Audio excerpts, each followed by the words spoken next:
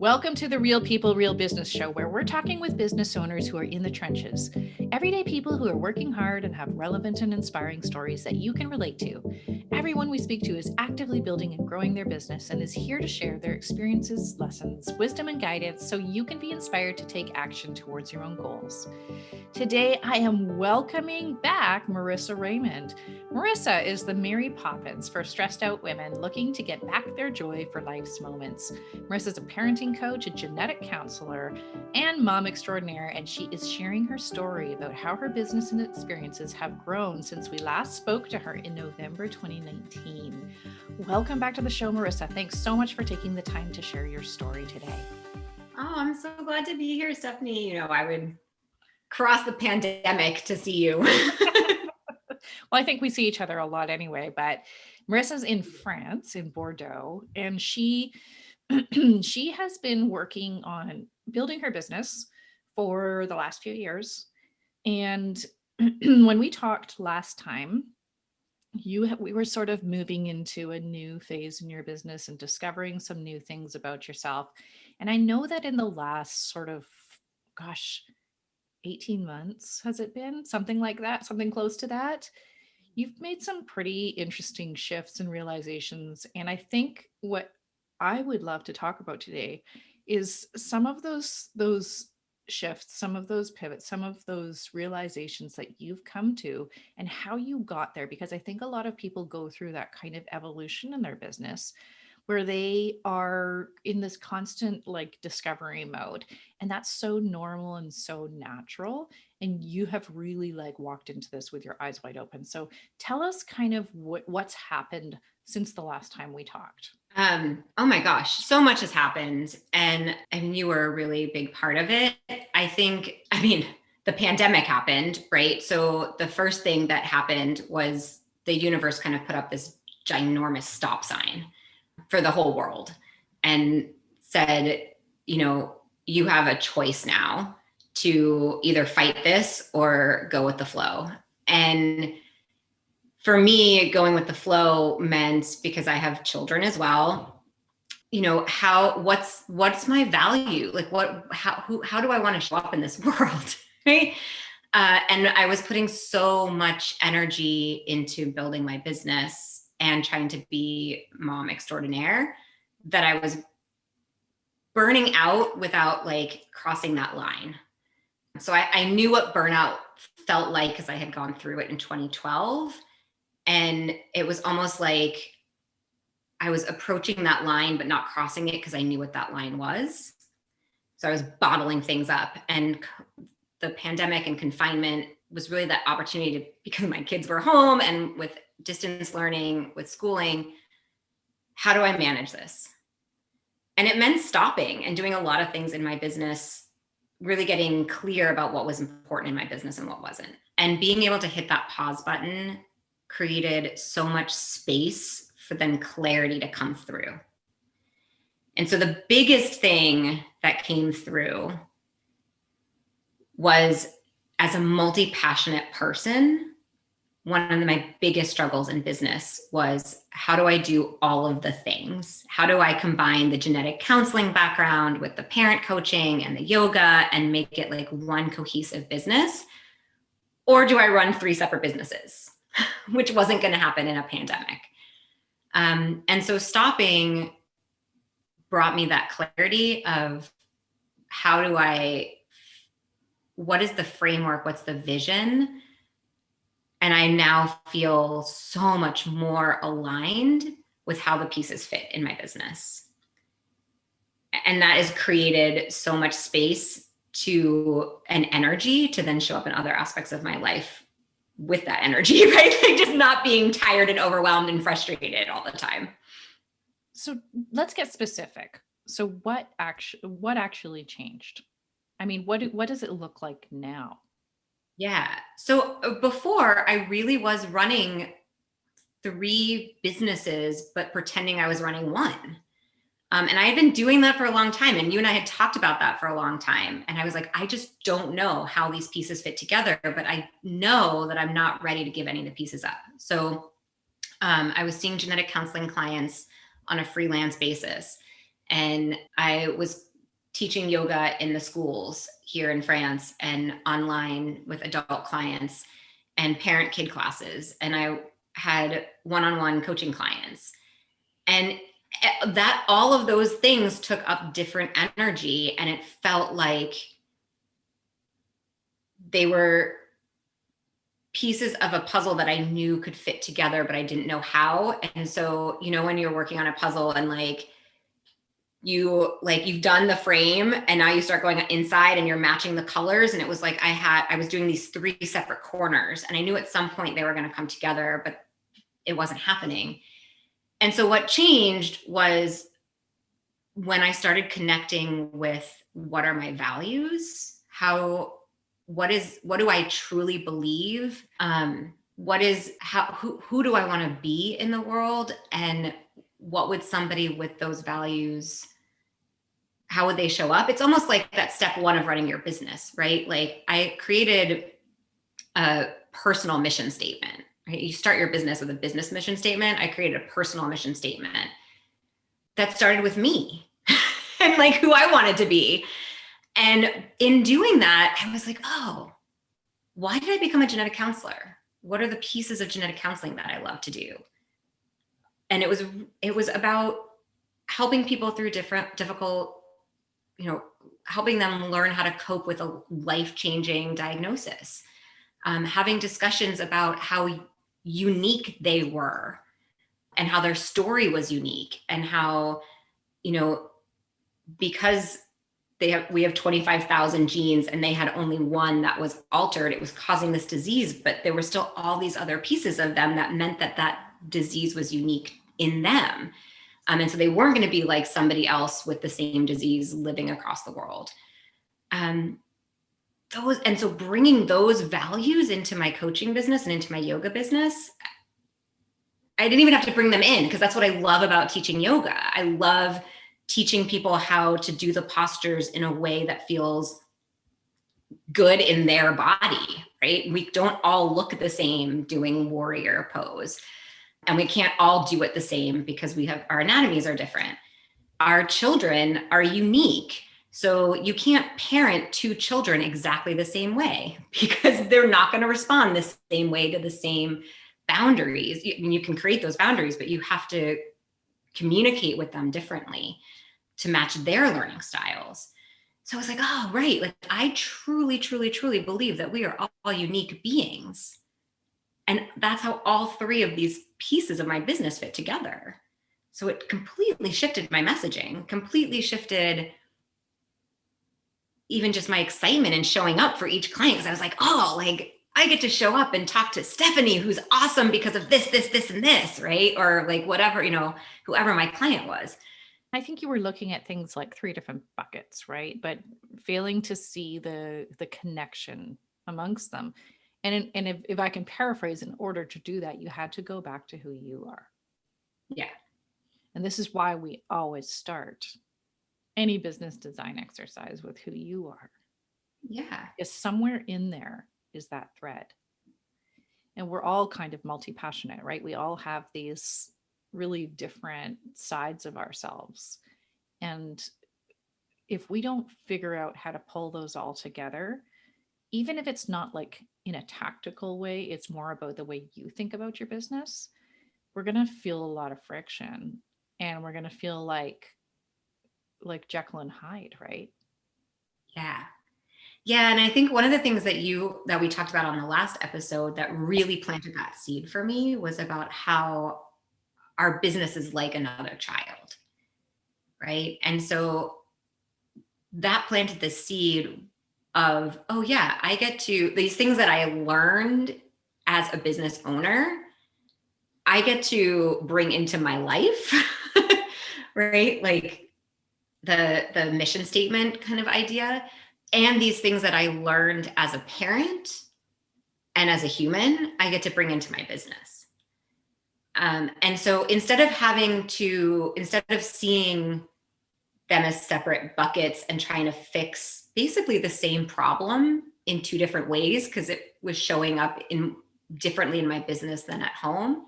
It's like, oh, right, this is a Venn diagram. And if I just start with the overlapping challenges, then the ripple effects will make those changes. Yeah. And what did you call the problem before you figured out what it was? What did I call it? Oh, that's such a good question. You thought it was a productivity problem. Oh yeah, from that perspective. Oh yeah, I thought it was a systems problem, a productivity problem, an organizational problem. Yeah. I thought it was entirely that like I was not cut out to be a business owner or an entrepreneur. And this is why I wanted to have this conversation. Yeah. Oh yeah, it was none of those things. It was entirely my mindset. Well, it was your perspective on your business, right?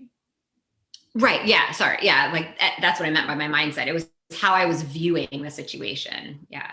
And that's one of the things I love about you, Stephanie, right? Like, and something that you've taught me and continue to teach me when we work together is like, what's the problem here? Like, stop verbally vomiting and like, let's name this problem, because that's going to help us find the solution. Yeah. And I remember it was like October, November, where you showed up and you were just like, aha, like, oh, Yeah. what was that? So I truly believe that that was like the universe being like, you are taking this, you have shifted this understanding of what the problem is. And now I'm going to show you the way. And I think I shared this with you, like, yeah. So I was scrolling through Instagram and I came across this person that I hadn't even been following for that long, who was a parenting coach.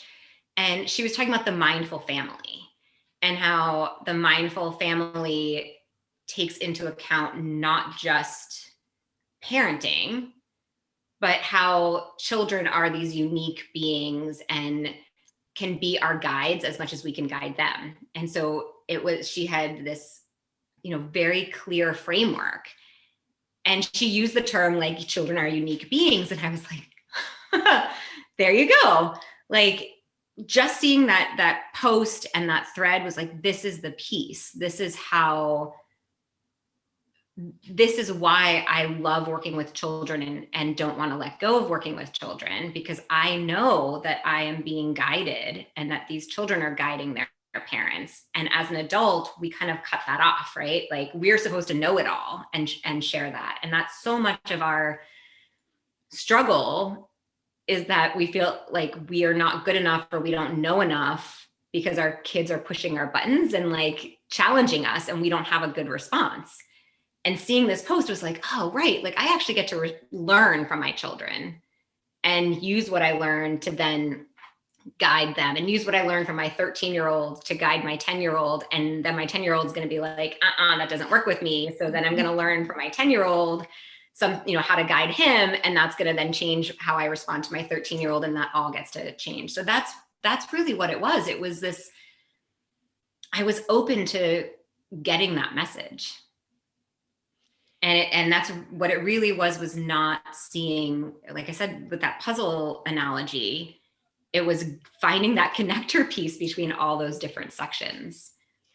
And I think one of the other things I saw a big shift in you around was letting go of all of the shoulds. Like, I have this checklist of things that I should be doing. And you were like, you would stress yourself out every week about, I didn't get to like the 800 things that I think I should be doing every week. And what we got to was that there was a really natural thing that you did that just kept working for you.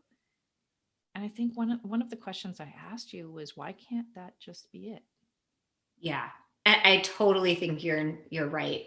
For me, a huge part of slowing down and doing less things then allowed me, it's like the elimination diet, right? Then I could start adding things back and be open to truly feeling like, is this something that I want to do? Or is it something that I feel like I should do? And if it's something that I feel like I should do, like, we'll put it on the like maybe list and see how it feels tomorrow or next week or, you know, never. And so really getting down to the one thing at a time. And I truly like it goes back again to what we can learn from children, right? Because children don't learn everything at once. Children don't even develop all of their systems at once. Like some children get teeth early and some children learn how to walk early. And it's unusual to have a child who develops teeth early and walks early. Like it's just because their brains and bodies are working on developing one system before they like can process the other stuff. So yeah, it really was like, let's just slow all of this down. Well, when you start to look, and I don't think you're unusual in this respect, when you started to look at all of the things you were doing and forcing yourself to do on a regular basis and feeling like you failed if you hadn't done them all, it was like a 90-10 thing where most of your progress was coming from this one activity. Yeah. And all this other busy work, all this other should wasn't really contributing much. And I would even take it further to also say that a lot of the shoulds were things that I didn't even like to do. Mm-hmm. So there were shoulds that I like to do. And that was one of the things that like when we started talking about the shoulds, it's like, well, you like connecting with people, you like collaborating. So why aren't you like, let's do more of that, right? And I was like, oh yeah, like I should be doing that because it lights me up and it fills me with pleasure. And the other things that felt super heavy, it was like, oh yeah, this is a should that doesn't serve me because it's sucking my energy away. Yeah, I mean, they go hand in hand, right? The shoulds, anything that's a should usually says to me, I wish I didn't have to, right? But if something is an exciting, like you're going to go and gravitate towards the things that you like and the things that feel comfortable and the things that are effective. And they're effective because you like them and you feel comfortable. So why can't that be it? Why can't that be all you do? And I think when you start out running a business, especially people who are drawn to running a business from like a sole purpose, there's this, I don't know what to do and I want somebody to give me a roadmap, right? And so you go back into student mode when you would walk into high school and they were like, here are the 7 classes you have to take and you can't take the next level until you pass this level. And you take that sort of short-term mentality or I took that short-term mentality, and I don't think I'm unique in this way, into running a business. Like if I just had the roadmap, and I remember coming to you and saying like, Stephanie, just tell me the systems, like tell me what to do, right? And I'll go do it. And like, and you're like, I can't do that because like you have to decide if this is the right thing for you and if you like doing it. And so taking that ownership was a big piece of it, right? Especially even in confidence building. It took a while, right? Yeah. It took a ton of, because I had to deprogram all of the like, you know, I have 2 master's degrees and like have taken multiple certifications because I'm a really good student. And if you tell me what to do, I can do it. And I know what it takes to get that A, but that doesn't serve me running a business. And I see such a difference in you. I remember at some point in time that clicked and your energy went like 90 degrees where it was just like, no, F this. I'm just going to make this easy. Yeah. I want to make this easy. Which is my brand, right? Like, how do you have more calm and ease in life? But right? it wasn't inside you yet, right? Right, exactly. You were this brand of fun, of playful energy and making things easy, but in the back end, you were like, I have to do all the things and I have to do them and I need a checklist and I didn't get to all of them this week and I'm gonna everything's gonna fail. Yeah. Yeah. Other people's problems and solve other people's problems, but to slow down and have to like do the work on myself. There's a lot of that external validation that when I brought it inside and actually started practicing what I preach and became my own client, things fell into place and trusted the process. Yeah. And you were able to make decisions from a very grounded place. So, how does this work now manifest itself for you? So, the biggest thing was one of the things that you and I worked on was a signature program. And I created the signature program that was a group program around this idea of family, of mindful family and playful discipline. And I put it out there. I did the launch, checking all the boxes that we had created together in a fun, easy way. And no one came. And in the past, I would have just like thrown my hands up and said, like, see, it's because I don't have systems, or I wasn't productive, or I'm missing something, and beat myself up and say I'm, terrible. And I just really trusted that there was a reason that people weren't coming. And there was a reason that I even felt resistance to do more than what we had put on paper in the launch. And the realization that I came to was I already teach, at the time, I had 4 classes, total of 60 3 to 5-year-olds in yoga at school in the middle of a pandemic, like, because our schools are open here. And like, just that level of energy that I was taking on every week from a group setting was I was holding space for too many people. And even adding those 6 people that I was trying to call into this group program was energy that I didn't have. And as soon as I made that realization, someone reached out to me and said, I really need your help. Can we hop on a consult call? Because I really want to hire you.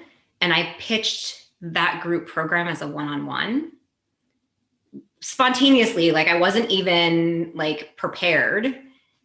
And within 24 hours, paid in full, first session signed up, scheduled.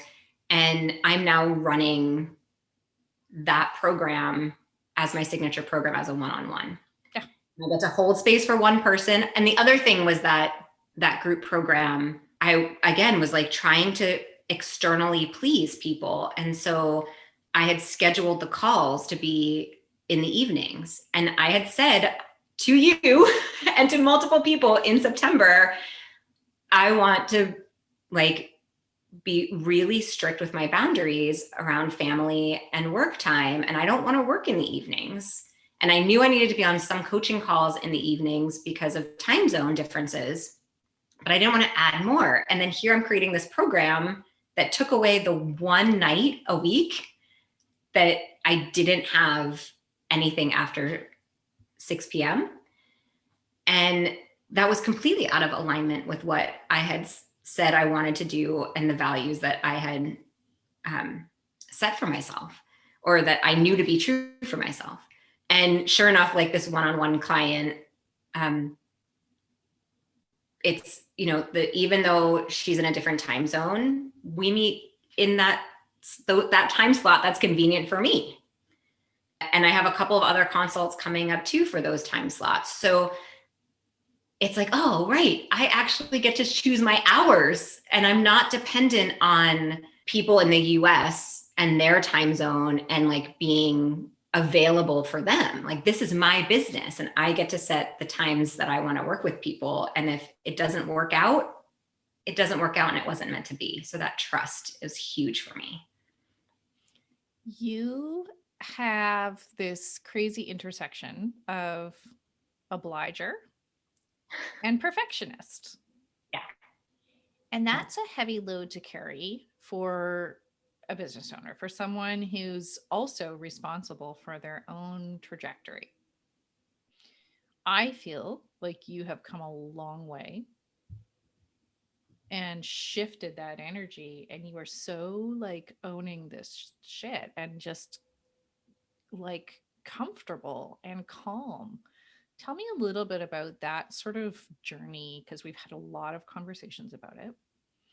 And it's not that it goes away, but No. you found this way to, and maybe it's a mindset thing, or maybe it's a way of working, or maybe it's a combination of all of those things. But just talk to me a little bit about that, because I know that you know a lot about this too. Yeah. Yeah. I mean, I really think that the biggest, I don't even think, I know, and you kind of alluded it to it earlier. Like I was the reason I was being held back, right? Like I was self-sabotaging because of my obliger tendencies, because of my perfectionism, which all circles back to a feeling of worth, right? Like I wanted my business and my success in my business to mean something about my worth that was external, because there were still pieces of myself that didn't like myself, and still pieces of myself that were trying to people please.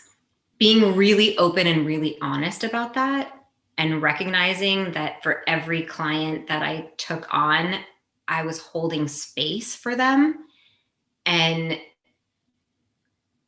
that was taking time away from, that's not the right word. It wasn't taking time away. It was taking energy away from holding space for myself. So I was seeking other people that would hold that space for me. And that's the obliger piece for it, right? So owning that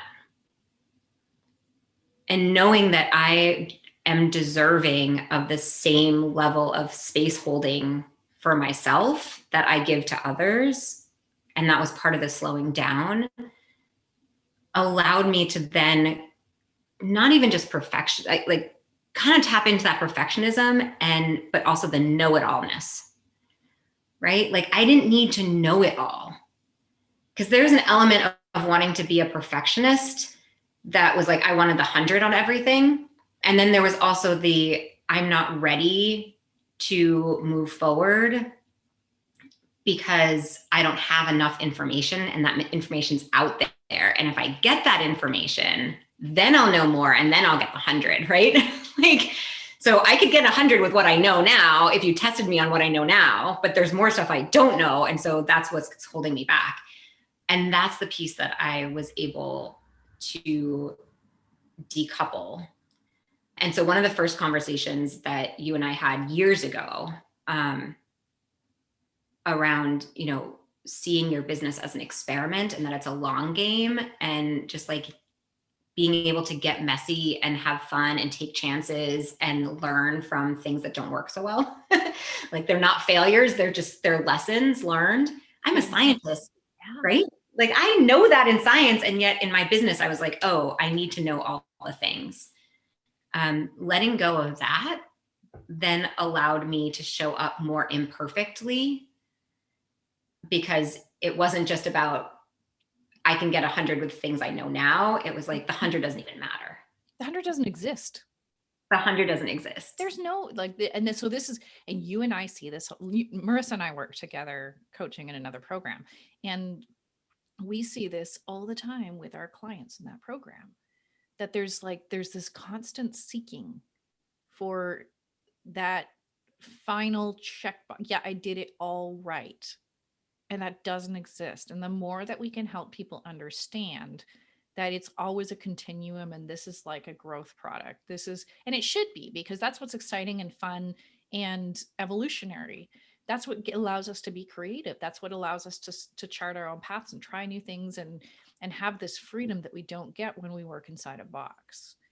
And so on the one hand, that's really exciting. But on the other hand, we resist it because we're like, oh, but I have to get somewhere. I have to reach that thing that is elusive, that thing but when am I there? When am I there? When am I there? And to that point, like it's, when am I there? When am I there? When am I there? And I think the other thing that you really helped me arrive at was, what am I going to do when I'm there? Like if there was a there, then what? Right? Like when you're in high school or middle school or whatever, the goal is to graduate. But when you're running a business, what's the end goal, right? The end goal isn't to shut your business down, right? So like the end goal is to continue to grow. And so that means that there's never an end goal. Like you reach that goal and like another goal. Mm-hmm. And we haven't been programmed that way in like an academic setting. And so that was the key thing you shared with me, was like, like, and then what? But and we're not programmed this way in any cultural or social construct that this is why as human beings we want containers. And this is, I'm going to go on a soapbox here for a second and maybe an unpopular opinion, but this is the reason that we developed religion. This is the reason that we developed all of these socio-cultural constructs, because we can't contemplate something that doesn't end. We can't contemplate infinity. We don't want to contemplate. We want everything to be nicely tied down for us and have some type of boundary around it, right? And so we create these constructs, we create these boundaries, we create these ways of explaining things so we don't feel so uncomfortable. And unfortunately for us, actually fortunately for us, in my perspective, business is this never ending growth cycle, and you get to choose how far you go. You get to choose where you want to like hang out for a little bit. You get to choose if you're happier having repeatable processes that just, or if you're just like, this is an ongoing journey, I'm going to see how far I can get, right? So that's all up to you. But we want these like boxes to work within. But when we finally realize that that actually constrains us, that actually makes it harder. When you can let that go and just be comfortable with there is no end and there is no answer and there is no like checkbox, it's liberating. And that was that Venn diagram intersection of business and parenting for me, Yeah. right? Because it's the exact same thing in parenting. And what do we say as parents all the time? It's like, oh my God, this is so exhausting. I'm tired. Like, when is this going to end? When they're 18 and they go to college, then I can, right? And you set these goals, or when they go to school. And so much of what I heard during the pandemic was like, I can't take my child being home with me. I can't wait till they go back to school so that I can go back to doing these other things. And I totally understand that. And there were days that I said that, and my kids went back to school in May here in France. So like my kids have been in school for almost a full year. And I still had those days where I was like, when school's over and it's summer, and like there's always, it's the same roller coaster, different, or the same, like we're still on a roller coaster, just different roller coaster, different challenges, right? And so recognizing that and saying like, oh, this is again not the value. Like, I don't want my kids every single day to hear me say, I can't wait till you're 18 and out of the house, or I can't wait till you go back to school so I can do my thing. Right? Like, and it doesn't mean I love every moment of the time with my children, but I recognize that it was about quality, not quantity. And those same things apply to my business. Like, I did not need to be in my business 60 hours a week to burn myself out to be successful.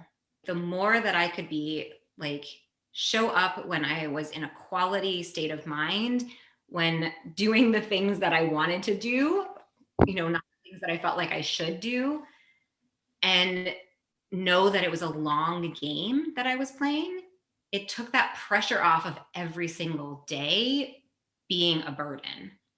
Yeah. Unless I like checked the boxes or signed a client or, had this big win. And there's this amazing quote that I found during the time from Robert Louis Stevenson, I'm going to paraphrase it, but it's like, don't judge each day by the harvest you reap, but by the seeds you plant. Yeah. And being able to show up with that energy, like, oh, what seeds did I plant today? Oh, yay, that's awesome.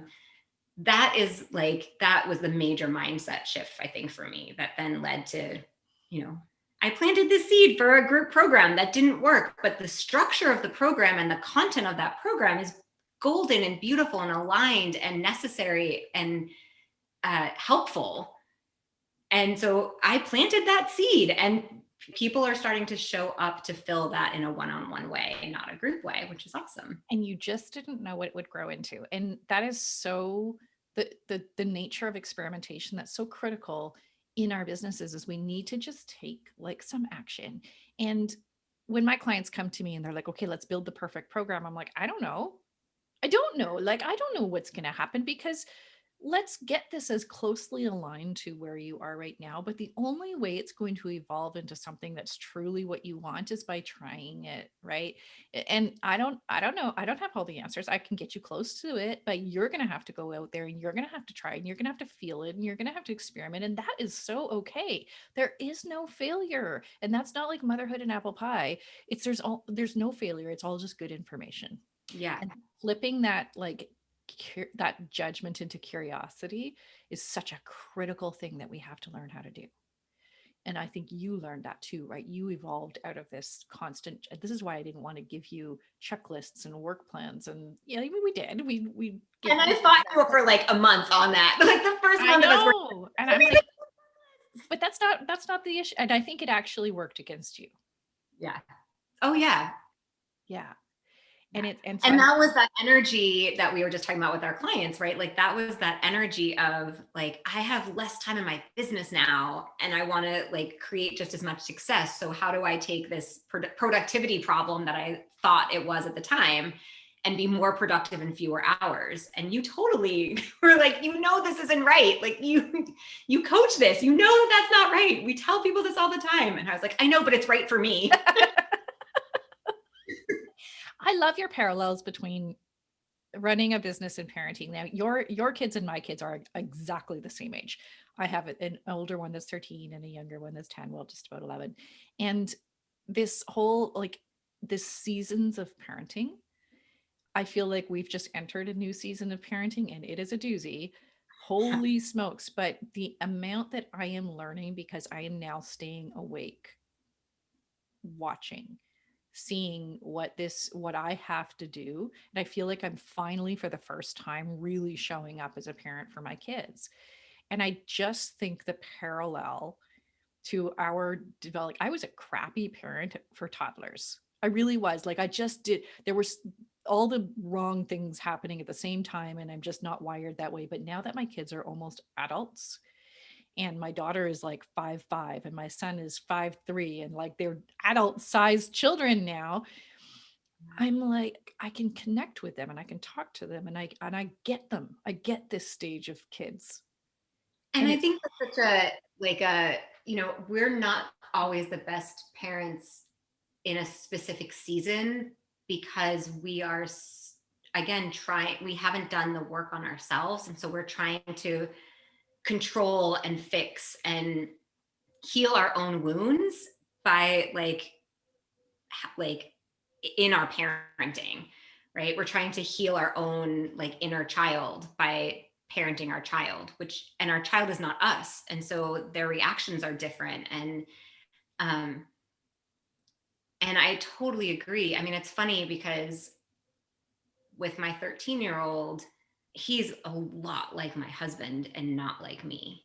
And so all of these challenges that I was having and that I was anticipating having with him entering puberty ultimately came down to my being triggered by the fact that he wasn't doing it the way that I wanted him to do it.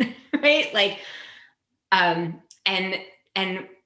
stepping back, like you were saying, like being awake and just watching and observing and trusting that at some point, like he has to go out into this world and solve the problems for himself. It doesn't serve him if I am constantly like helicopter parenting him and trying to fix all the problems, and giving both of us permission to like not try and like butt heads. Like, so he gets to solve the problems and he knows I'm there for him if, he needs support, and taking that pressure off myself to try and fix him also gave me the space again to hold space for myself and do my own inner child healing on 13-year-old Marisa, who's still sitting in my brain going like, pay attention to me, while he's going and making choices and decisions in his own way. But if I was trying to help him navigate those problems, like it would just create more chaos and more frustration for both of us. okay, so here's the great parallel, right? Our kids, our 13-year-old kids have to make some decisions and have to exist by themselves and stand on their own feet by themselves for a little while. And we get to make adjustments. We get to let that happen and then tweak, right? I know where she's going to, what she needs is this foundational core support, but she does not want me to tell her exactly how to eat. You know what, even cooking, right? She'll be like, "Oh, just tell me generally how to do this. Don't do it for me." I'm like, loud and clear, got it, right? Look at our businesses. Yeah. When we are trying to like shoehorn our business into this like prescriptive guidance that we think we should be using, we have a rebellious teenager. Yeah. We have this business that is friction all the time. But if we just come back to our core, what are the core things you do well, you like to do that come naturally to you? What's that love and support and that care and feeding?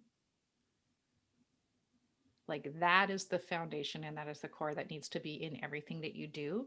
And then the details, all these details, those can shift, those can change, and maybe it's not the prescriptive guidance, and maybe it's something totally else. And that's fine. That little teenager gets to experiment. That little teenager gets to find its way.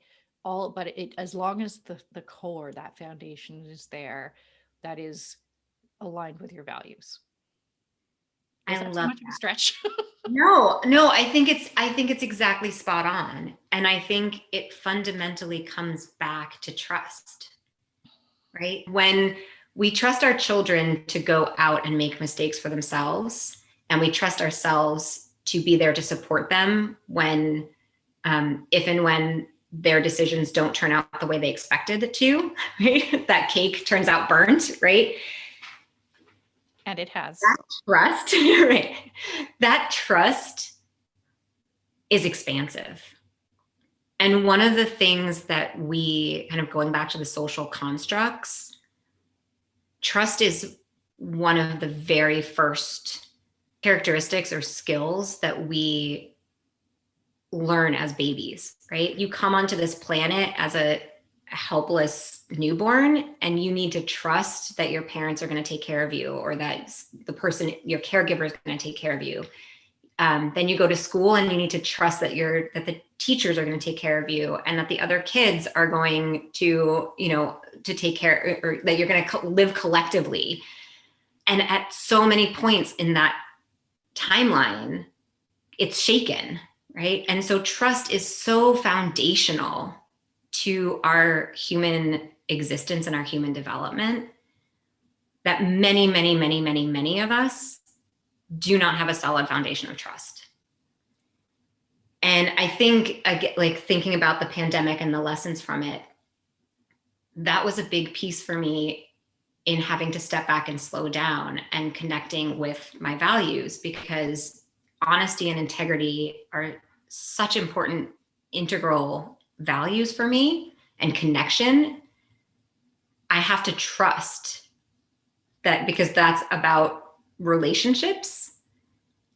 And that means I have to trust you. If I believe that in honesty, then I have to not only be honest with you, but I have to trust that you're going to be honest with me, so that I can create that connection. And in business, it's the same thing. When we can kind of step back, when we can do a client getting activity or have a conversation with somebody, and then trust that that's a seed that we planted, and that something will happen, and maybe it won't happen tomorrow, maybe it won't happen next week. An example of this is just yesterday, somebody booked a consult with me based on a comment on Facebook I made over a year ago in a Facebook group that I am not even active in anymore. And she reached out and went to my website and booked a consult. If I had sat a year ago writing that comment going oh, I hope somebody takes this comment and books a consult, that comment would have been totally different. it was a mom's group. So it wasn't even like, I wasn't there with the intention of being of service, but I was genuinely being of service. It came across, and a year later, that seed grew another potential client. That trust is so fundamental, and it requires us to truly, truly like sit in the discomfort and tear apart all the mistrust that we've built up, all the suit of armor that we've built because people have let us down, or we've let ourselves down, or we've said we're going to do something in our business and it didn't work out the way we expected to. That is a core foundational piece in our business that we don't, and in our parenting and in our human existence, that we don't always connect with or recognize how it's shaping the decisions we make. And it's a bit of trusting ourselves too, right? It's a trusting our gut. Like when all these people are going through this program and they're like, I have to do all the things, I have to do the things, and then I talked to 2 people and neither one turned into a customer, I'm a failure. Right. But what we're trying to get at is not the payment. What we're trying to get at is a relationship. Yeah. And so when we realign ourselves with like, what intuitively will make this feel like a relationship? And that's all I do. And I trust that something like that is going to turn into, that person may never hire me, but they may refer 10 people to me because I created a relationship. Relationships are the currency of our business. I don't care what you say. Relationships are where business comes from. And if we can't do that, if we go into this weird energy of like, I have to turn every conversation into a sales conversation, that's based on mistrust. That's based on me not trusting that you are smart enough to make a decision for yourself as my customer, that this is right for you. And when you let all that go and you just go out there and you show up as a good human and you create relationships, it's all you need to do. It's that easy.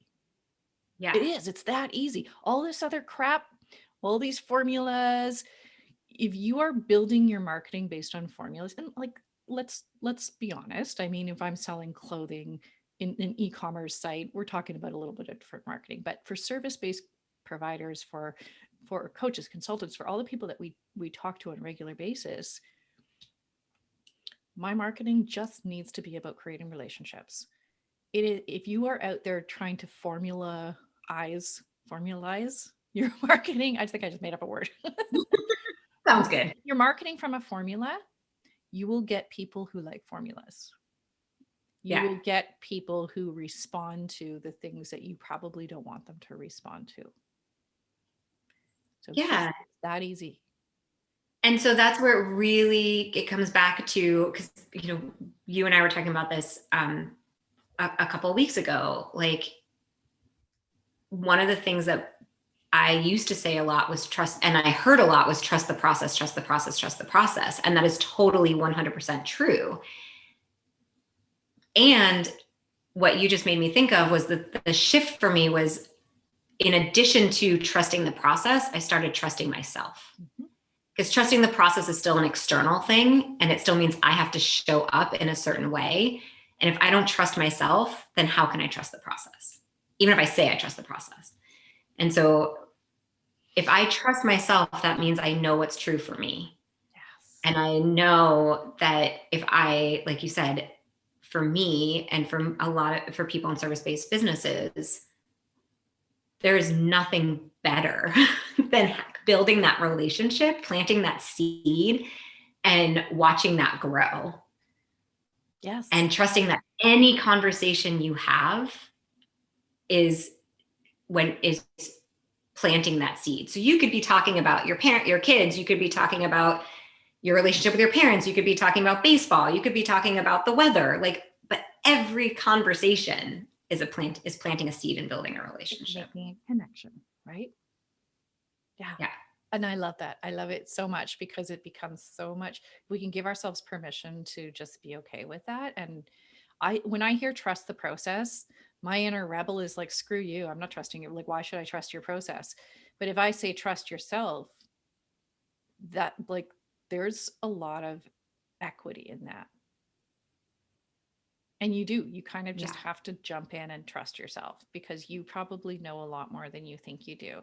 And so we've got to remove this layer of formulas, this layer of checkboxes, this layer of like needing to know, and just be a good human out in the world. Marisa, what's next Totally. for you? 100%. Where are you going from here? Well, I'm really enjoying marketing in my own way, trusting the process. And with this playful discipline, family mindfulness one-on-one. And if that leads back into the group program, then awesome. So that's really where I'm headed business-wise, and continuing to trust myself to make decisions that are aligned with who I want to be as a business owner and a parent, like as a human, and all of the hats that I wear. And so really trusting myself to create and stick with my boundaries, which, like we were saying earlier, when you're sitting in that energy, it just creates ripple effects in your business and your family and all aspects of your life. So yeah, there are no business police that are going to come after you if you do things differently. Yeah. And so that's my, I feel like what's next is actually what is right now. Like just continuing. And that is utopia, right? That is exactly what we're trying to achieve. Whatever that means for you, that's what we're looking for. Yeah. With everyone. It's just like, I'm good and this is easy. Yeah, absolutely. So what's your one big piece of advice for people who are on the same journey as you, and maybe are you 18 months ago? Go back to your mission statement, right? Read Stephanie's How to Create Your Mission Statement for Your Business and apply it to yourself. Like, I guess I better write that. I have it and I can share it but it really goes back to those simple questions, like, what makes you unique? What do you value? How do you want to show up in this world? Who do you want to surround yourself by? Who do you want to surround yourself with? And and start with yourself. And if you're a parent, have the conversation with your co-parent or your spouse about what that family mission statement looks like, so that you also have a starting point, a foundation piece for when things feel chaotic or uncomfortable. And you can go back and say, well, we are a family that believes this. And so that based on that, this is the decision we're going to make, even if it feels really uncomfortable. Root yourself, ground yourself in your values and what you know to be true for yourself, and trust yourself. Awesome. Okay. We're coming up on time. And of course, you and I could talk and we always do talk for hours, but thank you so much for taking the time to chat today. Can you tell our listeners where they can find you? Yeah, absolutely. And it's always a pleasure to be here and chat with you, Stephanie. So you can find me at marisaraymond.com or on Instagram at marisaraymond77. And yeah, that's where I am. I'll put all your links in the show notes as well, but go connect with Marisa. She has amazing resources for you, both as a parent and watch her business journey, because it's been a really fascinating one. And I am so pleased with where you have arrived. Your energy has shifted so much. And I think I can see you having fun with your business. Yeah. Awesome. And I'm sleeping better. I like that too. All right. Thank you for tuning in to hear the story today. And finally, I would love to have you join us for our next episode, where we're going to be speaking to Maggie Patterson, who is the small business boss. She helps you cut through the BS while building a sustainable service-based business. She is a fellow Canadian and she is a badass. She teaches business owners to do things differently, put people first, and own it, and is sharing her story about how her business came to be. So thank you again for being here. If you've enjoyed today's content, I would love for you to give us a review on whatever platform you're on. This helps us share these stories with an even bigger audience. Until next time, keep building, keep dreaming, and keep being real.